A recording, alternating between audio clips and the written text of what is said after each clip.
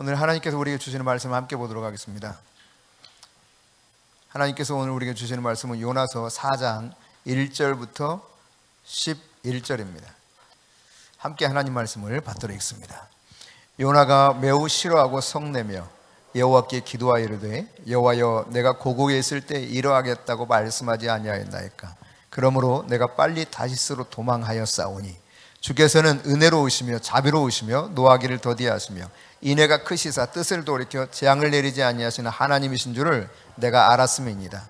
여호와여 원하건대 이제 내 생명을 거두어 가소서. 사는 것보다 죽는 것이 내게 나음이니이다 하니 여호와께서 이르시되 내가 성내는 것이 옳으냐 하시니라. 요나가 성읍에서 나가서 그 성읍 동쪽에 앉아 거기서 자기를 위하여 초막을 짓고 그 성읍에 무슨 일이 일어나는가를 보려고 그 그늘 아래에 앉았더라.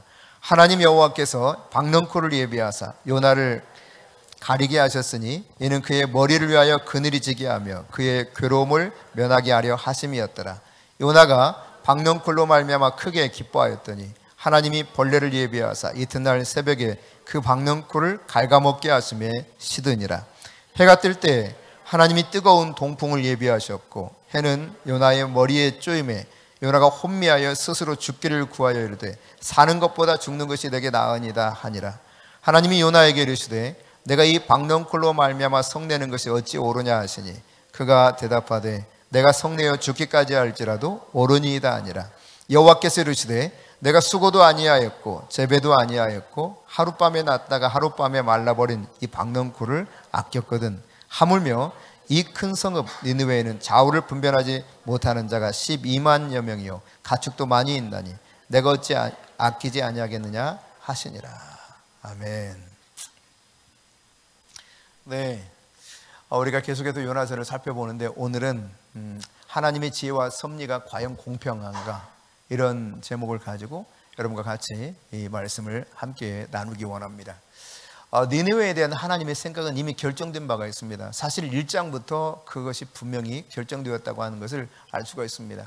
요나는 이 하나님의 결정에 대해서 너무 싫었습니다. 그래서 오늘 1절에도 보면은 요나가 매우 싫어하고 성내며라고 표현하고 있죠. 아주 화가 단단히 났습니다. 누가요? 하나님이? 요나가.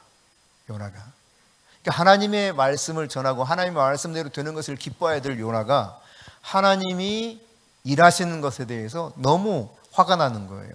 그래서 하나님께 다시 한번 대항하면서 소위 맞짱 뜨는 거예요. 하나님하고.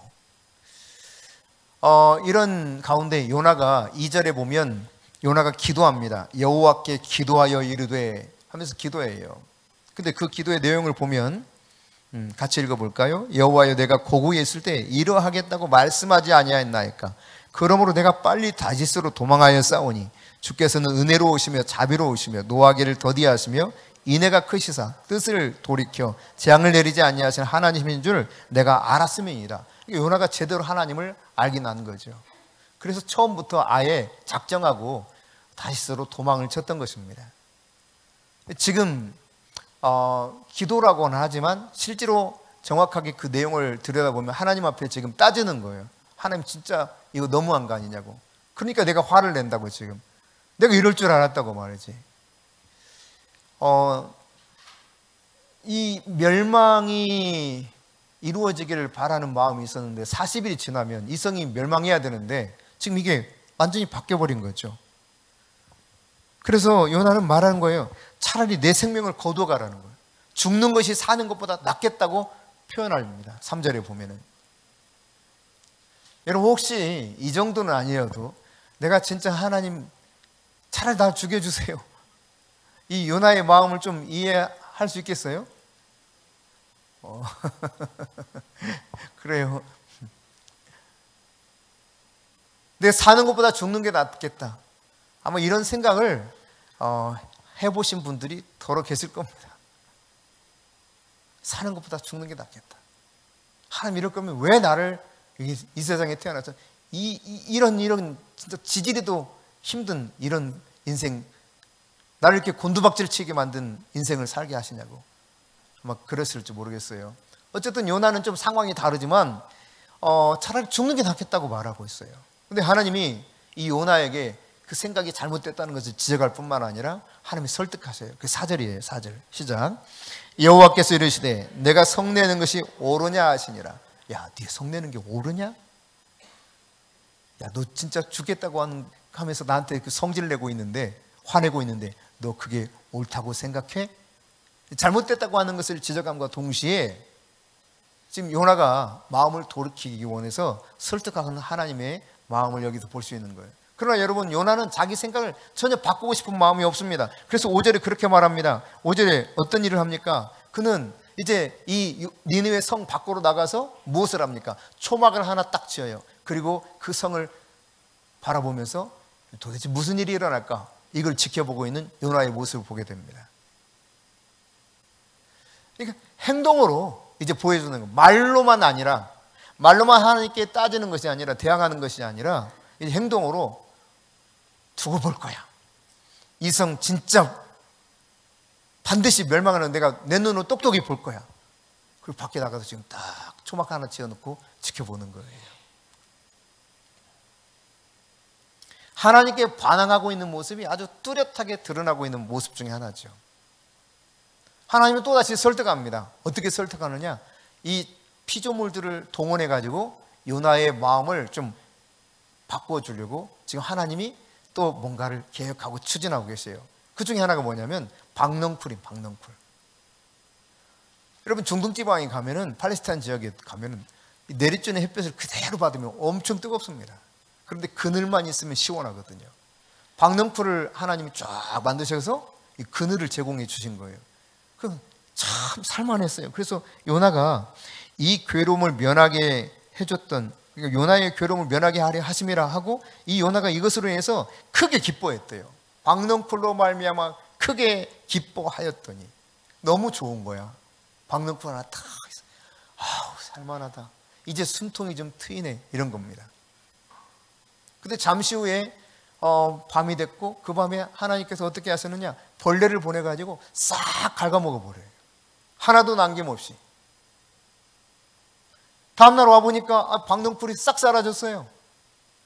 게다가 그날따라 왜 그렇게 막 쨍쨍 햇볕을 내리쬐는지, 어디 그뿐입니까? 하나님 또다시 동원하는 게 한 가지 있습니다. 뜨거운 바람을 보냈다는 거예요. 뜨거운 동풍을 예비하셨고. 여러분, 이 세상에서 우리가 자연적인 어떤 일어나는 일들을 보면서 우연히 일어나는 것처럼 생각되고, 혹은 우리가 뭐 어떤 우리의 과학적 상식에 의해서 이러이러해서라고 판단하는 일들이 우리 주변에서 일어날지 모르지만, 사실은 그 모든 것을 다스리시는 분은 하나님이십니다. 얼마 전에도 큰 겨울 비가 내려서 이 캘리포니아 같은 경우는 사람이 죽고 집이 그냥 다 잠기고 막 이러기도 했더라고요. 어마어마하게 비가 와가지고요. 그런가 하면 우리나라의 남부지방 도서지, 특히 섬지방은 물이 도무지 없어서 절수가 아니라 이제는 공급이 잘 안 되죠. 씻기도 참 어려운 그런 상황이 될 정도로 물이 없어요. 말랐어요. 근데 이런 모든 자연의 환경도 누구에 의해서 지금 이 모든 것이 조절되고 있는가? 하나님이 하고 계시다는 것을 보여주고 있는데, 하나님이 만드신 피조 세계 가운데서 박넝쿨, 그리고 벌레와 뜨거운 동풍을 통해서 지금 요나에게 가르치고 있는 거예요. 요나의 마음이 뭔가 문제가 있다는 것을 지적하면서 설득하기 위한 것입니다. 그럼 이 성이 도대체 어떻게 되는가 지켜보려고 초막을 짓고 성 밖에 딱 나가서 기다리고 있는 거 아니겠습니까? 그런데 이 마음이 바로 주님의 마음과는 너무 반대의 마음을 가지고 있는 것이죠. 여러분, 요나는 메시지를 이 성에 와서 전할 때, 니느웨 성에 와서 전할 때도 하나님의 마음을 가지고 메시지를 선포한 것이 아니었습니다. 40일 후면 이 성이 멸망한다, 아주 단순한 반쪽 메시지만을 전했다고 하는 것을 여러분과 같이 나눈 바가 있죠. 네, 그러니까 하나님 마음 따라서 한 것이 아닙니다. 자기가 하고 싶은 말만 한 거예요. 이성 망했으면 좋겠다. 이거 한마디 하고 쭉 지나간 거예요. 사흘길이었는데 단 하루만 그렇게 메시지를 선포하지 않았습니까? 그러니까 정말 어쩔 수 없이 이 말은 하긴 하지만 너희들 진짜 멸망했으면 좋겠다라고 하는 것이 요나의 말이었죠. 생각이었죠. 그런데 여러분 어떻게 되었습니까? 이런 아주 단순한 말 한마디에도 하나님의 경고로 받아들이고 니느웨의 백성들이 전체가 다 회개합니다. 죄를 뒤집어 쓰고 금식하면서 왕으로부터 모든 아이들까지 심지어 짐승들까지 그렇게 금식시키고 회개를 해요. 그 하나님 뜻을 돌이키시죠. 근데 요나가 바로 이걸 싫어한 거예요. 이거를. 지금 1절, 오늘 본문의 1절은 1장에서는 하나님이 니느웨로 가서 복음을 전하라, 메시지를 전하라는 게 싫었던 거고 하나님이 시키는 일이 싫었던 거고, 지금 이 4장에서는 하나님이 하신 일이 너무 싫은 거예요. 여러분 그런 마음 들 때가 있죠. 하나님이 도대체 왜 이렇게 하셨을까? 게리라고 하는 이 사람, 무려 48병을 연쇄살인했던 사람이라고 하는 것이 DNA 검사를 통해서 밝혀졌다는 거죠. 이 사람에 의해서 죽임당한 가족이 있는 사람들은 어떻겠어요? 뭐 억장이 무너지지 않겠습니까?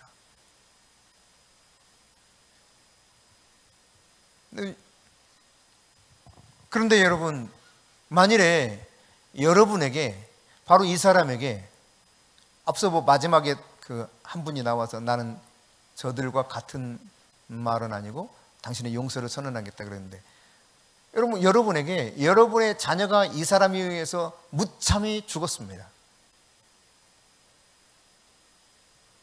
그런데 하나님이 만일 여러분에게 이 게리에게 가서 너 그렇게 살면 진짜 하나님이 너를 진멸시킨다고 그랬어, 그래 빨리 회개해 라고 하는 말을 전하라고 했다면 여러분 어떻겠어요?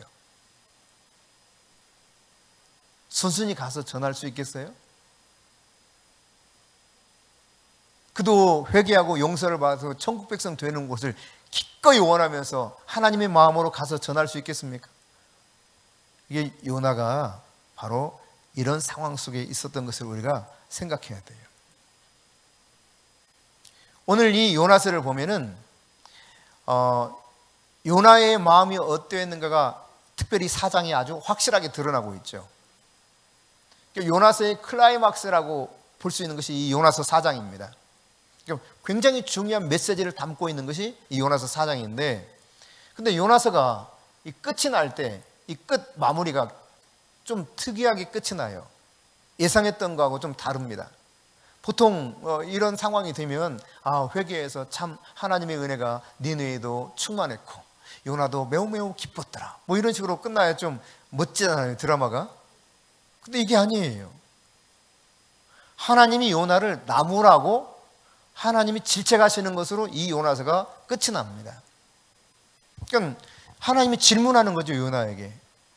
그러니까 하나님이 궁극적으로 요나서를 통해서 우리에게 주고자 하는 메시지가 바로 여기에 있는 거예요. 마지막 주님이 주시는 요나에게 던지는 질문, 10절과 11절입니다. 같이 읽습니다. 여호와께서 이르시되 내가 수고도 아니하였고 재배도 아니하였고 하룻밤에 났다가 하룻밤에 말라버린 이 박넝쿨을 아꼈거든. 하물며 이 큰 성읍 니느웨에는 좌우를 분별하지 못하는 자가 12만여 명이요 가축도 많이 있나니 내가 어찌 아끼지 아니하겠느냐 하시니라. 아멘. 하나님의 마음이 여기 있는 것입니다. 여러분, 박넝쿨 하나 본래 없었던 겁니다. 그런데 하나님께서 일부러 요나를 좀 가르치시려고 박넝쿨 하나를 만들어 놓으셨어요. 그분의 능력으로. 그러니까 없었을 때도 사실 그냥 지내긴 지냈어요. 근데 박넝쿨이 있으니까 어때요? 너무 기뻐. 그늘 좀 생기고 조금 이렇게 시원해지는 그거. 다른 건 없어요. 그거밖에는. 근데 그것으로 크게 기뻤는데 이 박넝쿨이 사라지니까 어때요? 너무 화가 나는 거야. 너무 화를 내니까 야, 박넝쿨 하나 사라졌다고 너 그렇게 화내는 것이 옳으니? 아니 내가 화를 내는 것만 옳겠습니까? 죽는 것도 옳습니다. 막 이럽니다. 여러분 한번 생각해 보세요. 여러분이 뭔가 정말 결핍된 문제로 인해서 참 어려움이 있었어요. 하지만 살만했어요. 뭐. 그렇다고 죽을 만한 것은 아니에요. 근데 내가 이것만 좀 있어도 괜찮겠다 하는 것이 어느 날 주어졌습니다. 근데 그것도 잠깐이야. 그러고 싹 사라져 버렸어. 여기 하루 만에 사라진 것처럼. 그럼 어떨까요? 막 이 속에서 원망이 또 생기는. 아니 그럴 거면 주지를 마시지 왜 나한테 이걸 하루 동안 줘가지고 그때 참 달콤하고 기쁘게 만들더니 싹 뺏어가. 세상에 이럴 수가 있어요. 하나님 진짜 당신이 맞아요? 나를 진짜 응답했다는 거 맞아요? 뭐 요나만 어떻게 그렇게 따지겠어요? 여러분 없어도 살았는데 잠깐 나에게 기쁨을 주던 어떤 것이 있었어요. 근데 그것이 사라졌을 때 여러분 어떤 반응을 하나님께 보였습니까? 하나님 그래도 감사해요. 내가 하루라도 그렇게 햇볕 가려질 수 있었던 은혜 너무너무 감사해요. 참 모든 것은 하나님이 다 주관하시죠. 맞아요. 그랬어요? 없어도 살만했는데 그것 하나님이 잠깐 줬다가 잠깐 사라지게 했더니 그냥 온통 화가 나가지고 차라리 이럴 거면 나를 죽여달라고. 내 인생이 이게 언제까지 내가 이렇게 고생하며 살 거냐고. 혹시 여러분 그러지 않냐고요?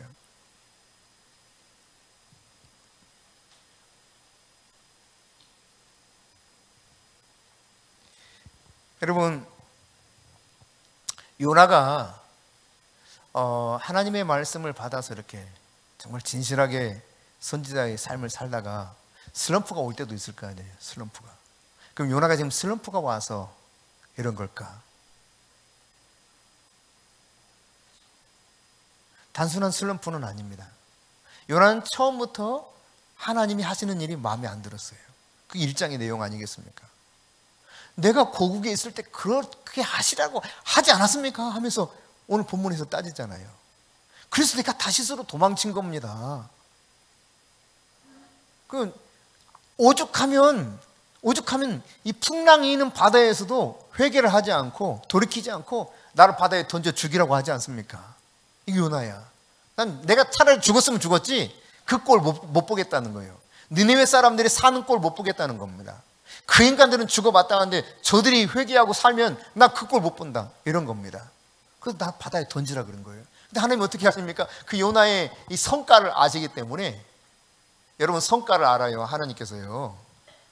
요나의 성깔을 아시고 큰 물고기를 준비해 뒀다니까요. 그리고 그냥 요나를 삼키게 만듭니다. 요나가 그 속에서 잠시 구원을 받은 기쁨 때문에 하나님께 감사 기도해요. 근데 그것도 지극히 자기중심적인 기도를 하고 있단 말이죠. 저 이방인들은 도무지 은혜를 모르는 자들이라고. 근데 여러분 이미 우리가 살펴봤지만 그 이방 선원들은 하나님 앞에 서원하면서 엎드리고 하나님께 경배했던 모습들을 보여줬죠. 그럼 요나는 어떠했습니까? 여전히 하나님이 하시는 일을 도무지 받아들이기 어려워합니다. 단지 자기가 목숨을 구한 것, 이 살아난 것에 대해서는 감사하고 있어요. 물고기가 육지에 토해냅니다. 다시 말씀을 주시고 니네웨 가서 그 말씀을 전하라는 거예요. 그래서 전하긴 전합니다. 전하는데 어떻습니까? 여전히 그들이 이 말을 제대로 듣지 않고 그냥 흘려듣기를 원하는 거예요. 니네 40일 후면 멸망해. 이걸 그냥 당연하게 받아들이는 어떤 메시지로 그렇게 저들에게 전달되기 원했습니다. 근데 여러분 이게 웬일이에요? 사람들이 다 회개하고 완전히 뒤죽박죽 될 줄 알았는데 완전히 하나님 앞에 납작 엎드려서 하나님이 자기의 뜻을 돌이키게 되시는 이 일이 일어난 겁니다. 참 기가 막힌 거죠. 슬럼프가 아니라 의도적이에요. 처음부터 지금까지 계속 요나의 마음은 똑같습니다. 변함이 없습니다. 저들은 멸망해야 된다는 거예요. 저들은 마땅히 진멸되어야 속이 후련하겠다는 것이죠. 여러분 열왕기하 14장 25절 같이 읽어보겠습니다. 이스라엘 하나님 여호와께서 그의 종 가드헤벨 아미떼 아들 선지자 요나를 통하여 하신 말씀과 같이 여로보암이 이스라엘 영토를 회복하되 하맛 어귀에서부터 아라바 바다까지 하였으니, 자, 이때는 여로보암 2세 때 통치할 때입니다. 여로보암 2세 때에 하나님께서 요나 선지자에게 말씀을 주셨어요. 그래서 예언을 하게 하십니다. 이제 영토가 회복될 거라는 거예요. 근데 그 예언대로 여로보암 2세 때 그렇게 영토를 회복하고 나라가 강해졌어요. 정치적으로 경제적으로 부강해졌습니다. 영토도 확장되고요. 그런데 여러분, 그 당시 영적 상태는 어땠느냐? 계속해서 봅니다. 열왕기하 14장 24절 시작. 여호와 보시기에 악을 행하여 이스라엘에 범죄하게 한 느밧의 아들 여로보암의 모든 죄에서 떠나지 아니하였더라. 그러니까 악한 삶이 그들에게는 일상적이었어요. 이 시대에 대해서 고발하듯이 이야기하고 있는 선지자들이 있습니다. 요나 선지자와 동시대를 살았던 사람들이 누구냐면 아모스 선지자와 호세아 선지자예요. 아모스가 외쳤던 것이 무엇입니까? 도대체 너무 부패하고 불의가 가득해. 그래서 공의와 정의가 흘러가기를 원하는데 이게 전혀 이루어지지 않는 것을 고발하죠. 그런가 하면 호세아 선지자를 통해서 하나님이 말씀하시는 것이 무엇입니까? 얼마나 이스라엘 백성들이 패역한가를 이야기합니다. 호세아의 삶을 통해서 이것을 증명해내요. 호세아에게 하나님이 말씀하십니다. 호세아야, 너는 저 고멜이라고 하는 여인을 데려다가 네 아내로 삼아라. 근데 이 사람은 어떤 사람입니까? 몸을 팔고 사는 창녀입니다. 창녀. 창녀를 데려다가 아내로 삼으라는 거예요. 여러분, 선지자 고달파요. 하나님 말씀대로 사는 것이 쉽지 않습니다. 실제로 그래서 고멜을 돈 주고 그 값을 지불하고 데려와서 삽니다. 그런데 이게 좀 이 삶에서 좀 벗어났기 때문에 감사하면서 평생 남편과 함께 행복하게 살면 얼마나 좋겠어요. 근데 얼마 못 가요. 도망칩니다. 그리고 다시 또 몸을 팔러 갑니다. 근데 하나님 또 말씀하십니다. 너는 다시 가서 데려와라. 선지자 고달파요, 여러분. 이사야 선지자 옷을 홀따당 벗고 좌로 누워서 우로 누워서 그냥 꼼짝 못하고 그렇게 음식 먹으라고 합니다. 에스겔 선지자에게 수염을 깎아서 3분의 1 어떻게 날리고 어떻게 날리고 어떻게 날리고. 선지자 고달파요.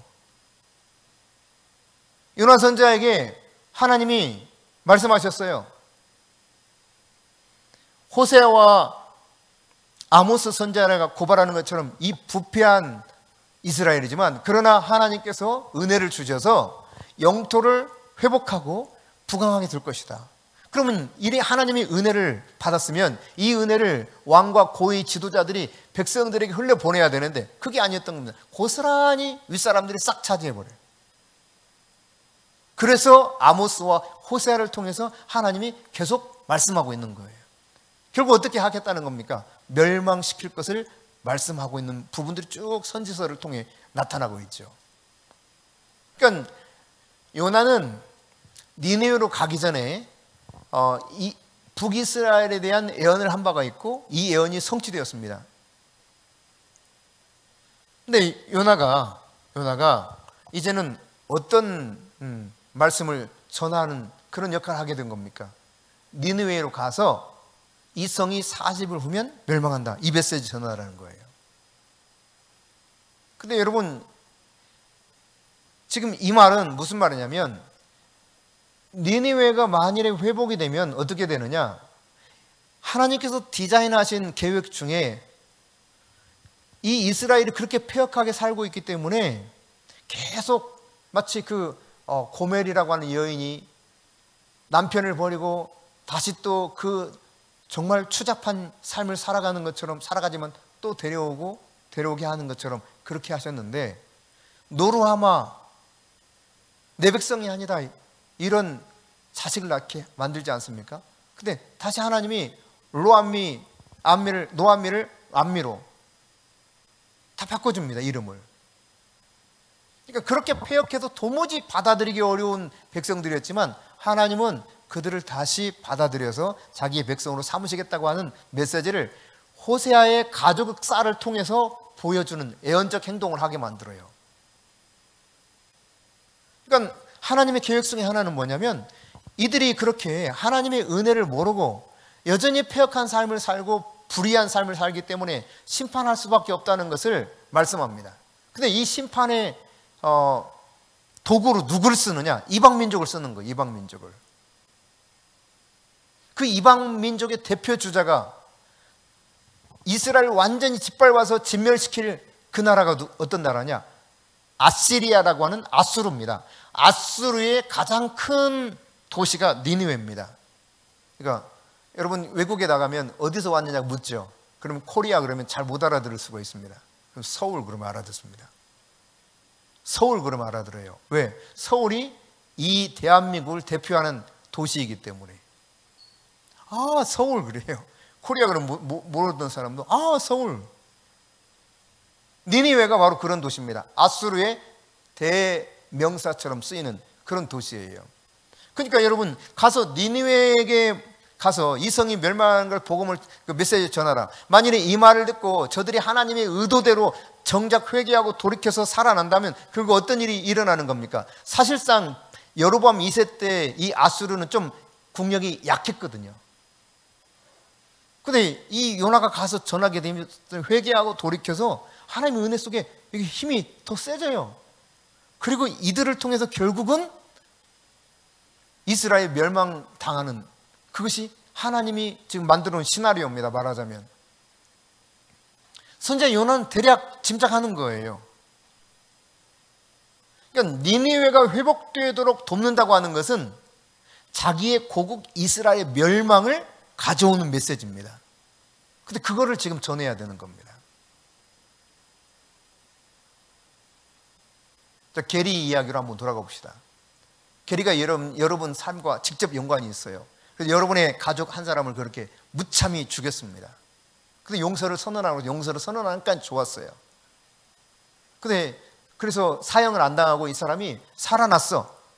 그러더니 이 후손들과 힘을 합해가지고 나중에 세월이 한참 흐른 다음에 와가지고 우리 집안을 완전히 쑥대밭 만들어 놔. 다 진멸시켜버려요. 이전에는 가족 한 사람만 죽였는데 다 죽여. 그리고 그 중에 한 사람만 인질로 잡아가. 인질로.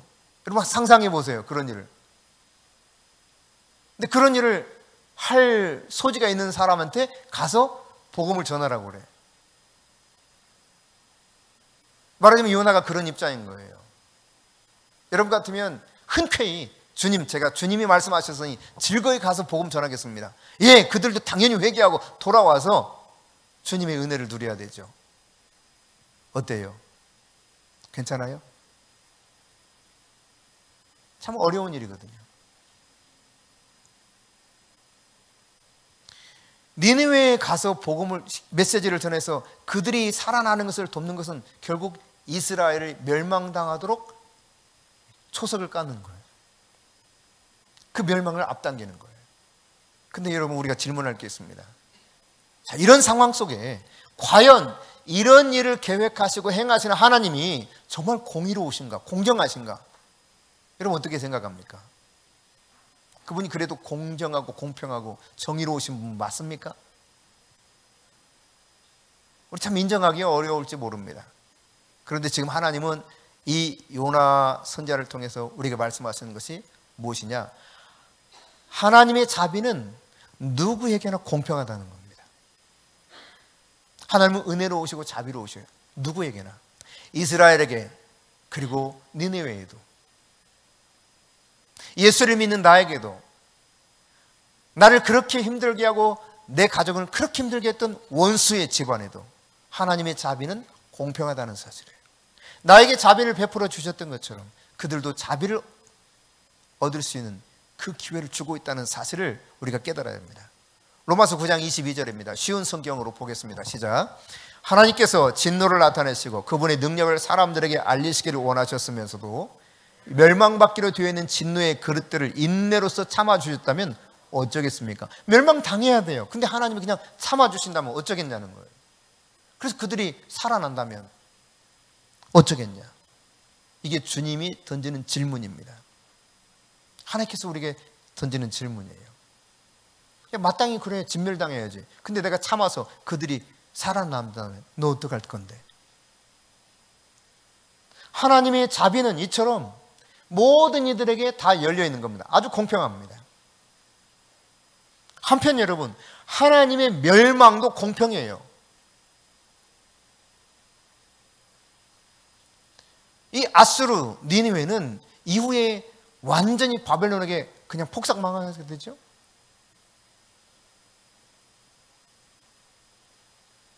이스라엘 역시도 악을 계속 자행했을 때 그들도 하나님의 진노의 심판 앞에서 멸망당하게 됩니다.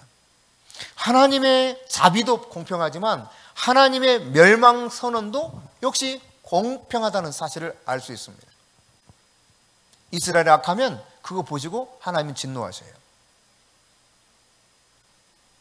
여러분, 전 우주를 창조하시고 다스리는 분이 하나님 아니십니까? 그 창조주 하나님이 지금도 이 세상을 다스리고 계십니다. 따라서 여러분, 나에게도 관심이 있지만 하나님의 형상을 닮은 모든 피조물 하나하나, 특히 하나님의 형상을 닮은 이 인간 폐역하다 할지라도 여전히 하나님의 마음은 그 관심이 거기에 있는 겁니다.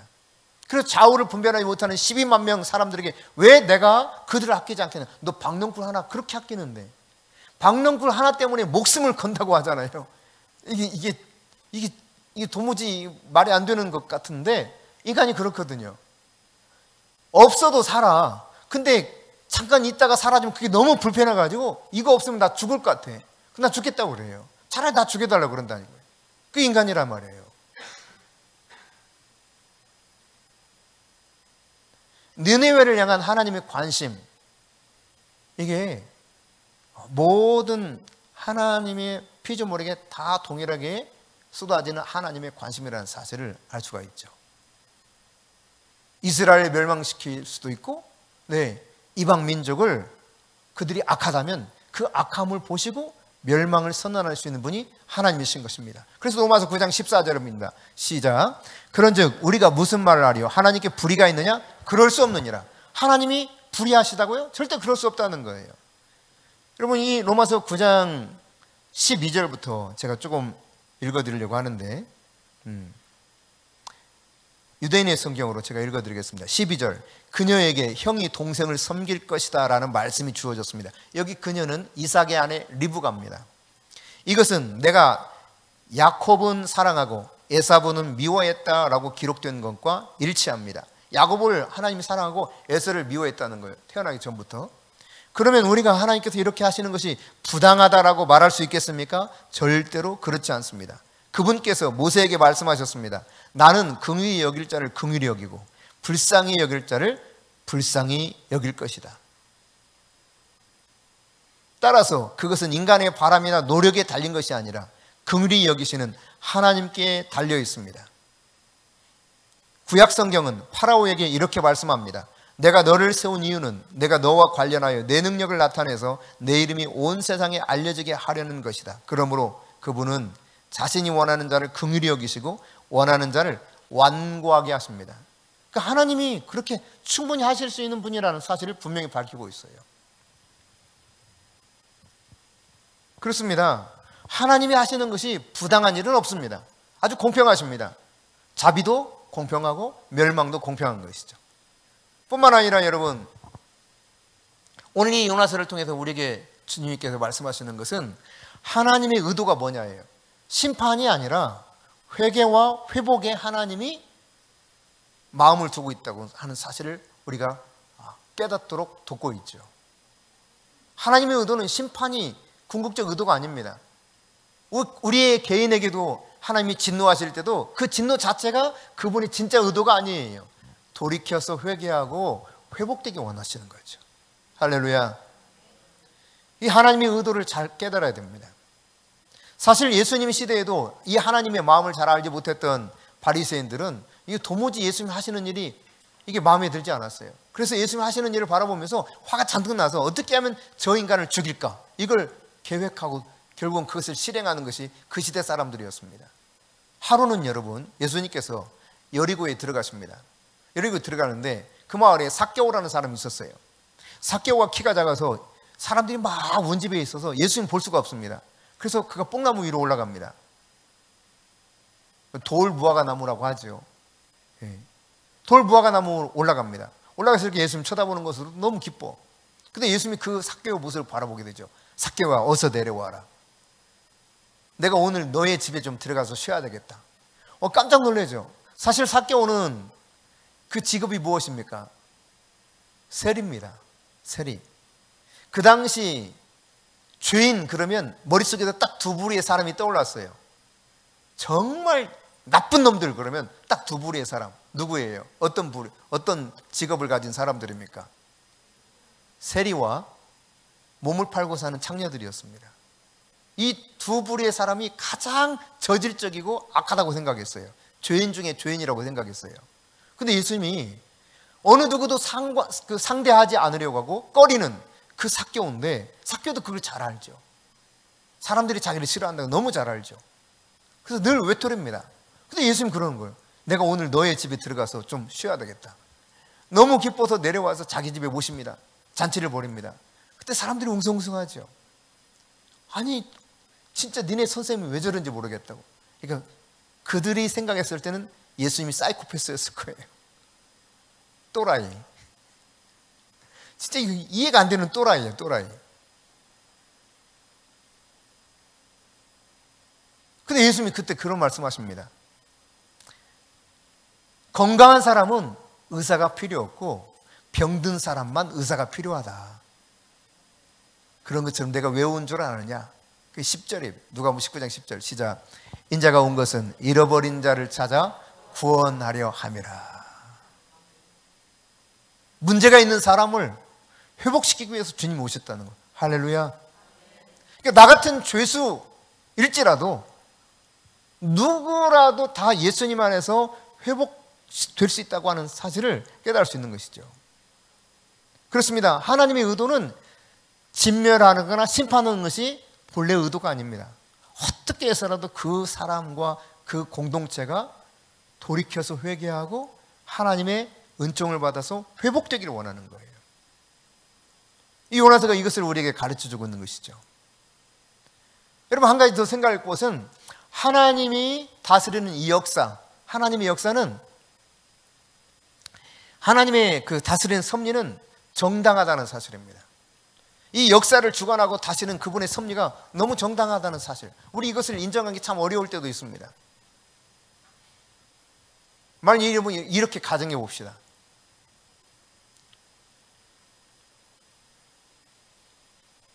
지금 우리가 남북에 대치하고 있는데 그냥 하나님이 북한을 희한한 방식으로 도와서 우리를 막 짓밟게 했어. 그래서 남한이 이제 거의 이제 끝장나는 상황이 됐습니다. 겨우 명명만 유지합니다. 그런 상황이 벌어진다면 여러분 어떻게 했어요? 야, 하나님 진짜 정말 맞아. 하나님 저렇게 하시는 거 오라. 그래, 대한민국은 망했어야 돼. 그럼 그걸 순순히 받아들일 수 있어요? 하나님이 다스리는 역사, 그분의 섭리가 정당한 사실을 인정할 수 있어야 돼요. 지금 바벨론을 통해서, 아수르를 통해서, 즉 니느웨를 통해서 이스라엘을 멸망시키기 위한 하나님의 계획, 도무지 받아들이기 어려울지 모르지만 악도가 다면 하나님은 그렇게 하실 수도 있다는 사실을 인정하고 받아들일 수 있어야 됩니다. 그들이 악도가면 그들에게 심판할 수 있지만 그렇지 않고 내가 악독해지면 그들을 통해서 내가 심판받을 수 있다는 사실이죠. 인간의 역사 모든 흥망성쇠, 어떤 특정한 사람이나 특정한 국가가 주도적으로 하는 것 같지만 절대로 그렇지 않습니다. 다 하나님 손에 있는 거예요. 1948년 이스라엘이 독립하게 되었던 것도 얼마나 기기묘묘한 하나님의 섭리 가운데 있었습니까? 여러분, 우리나라가 유엔군의 지원을 받아가지고 저 부산, 경남, 부산 이렇게 그때까지 완전히 내려가지 않았습니까? 완전 공산화될 만한 상황이 되었었죠. 근데 여러분, 신기하게도 유엔에서 만장일치로 통과해야만 유엔군을 파송할 수 있는데 그때 하여튼 기기묘한 방법으로 그 당시 소련이 참여하지 못하도록 하나님 막아주셨습니다. 그리고 만장일치가 되어서 유엔군이 파송되었고 이 나라가 유엔군의 도움으로 다시 이렇게 회복된 거예요. 이 역사는 하나하나를 뜯어보면 하나님의 손길이 얼마나 기기묘묘한지 모릅니다. 정말 놀랍습니다. 하나님이 다스리는 섭리, 우리는 이 세상을 다스리는 그분의 섭리가 옳다, 정당하다 인정할 수밖에 없어요.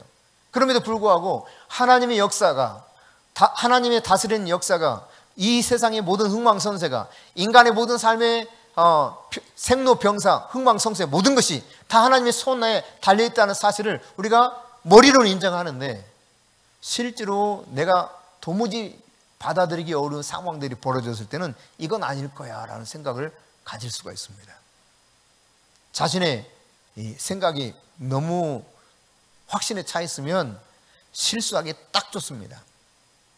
내 생각으로 가득 찬 사람들은 사람들을 쉽게 판단하고 정죄하죠.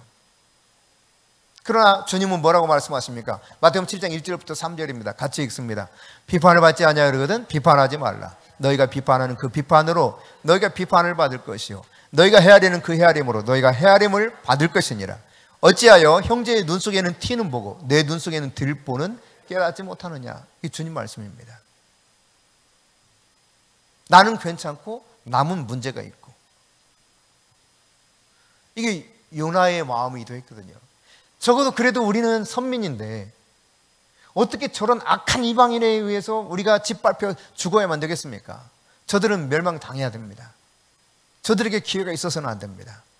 그게 자기 확신 속에서 나온, 자기 신학 속에서 많은 자기의 세계관이었죠. 역사관이었죠. 여러분, 이런 점에서 보았을 때 우리가 요나와 같은 실수를 얼마든지 할 수 있다는 사실을 깨달아야 됩니다. 내가 긍휼을 입었습니까? 그도 긍휼을 입어야 됩니다.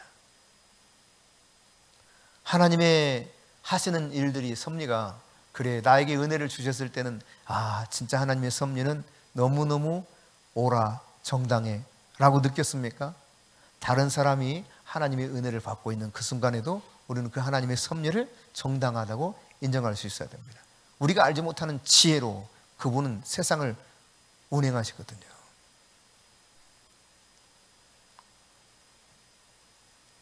요나서에서 진짜 관심을 가져야 될 것은 요나도 아니고 니느웨도 아닙니다. 모든 사람에게 자비와 은혜를 베푸시는 하나님께 초점이 있다는 사실이에요. 하나님의 손이 어떻게 일하고 계시는가. 그래서 2절 하반절입니다. 같이 읽습니다. 주께서는 은혜로우시며 자비로우시며 노하기를 더디하시며 인애가 크시사 뜻을 돌이켜 재앙을 내리지 아니하시는 하나님이신 줄 내가 알았음이니이다. 이 하나님을 아는 것이 요나서의 가장 중요한 요소인 것이죠.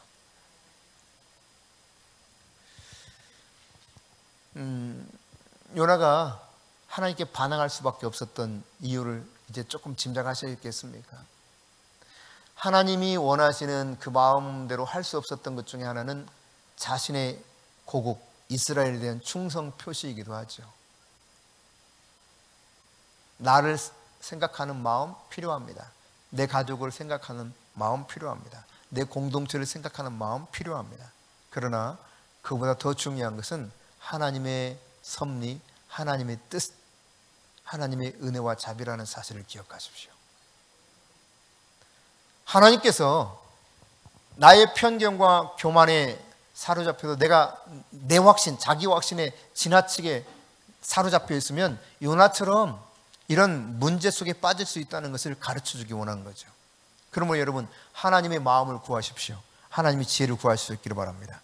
하나님께서 세상을 주관하시고 다스린다는 분명한 이 섭리, 그분의 섭리를 내가 인정하고 받아들일 수 있도록 내 마음이 열려 있어야 되는 것입니다. 아멘.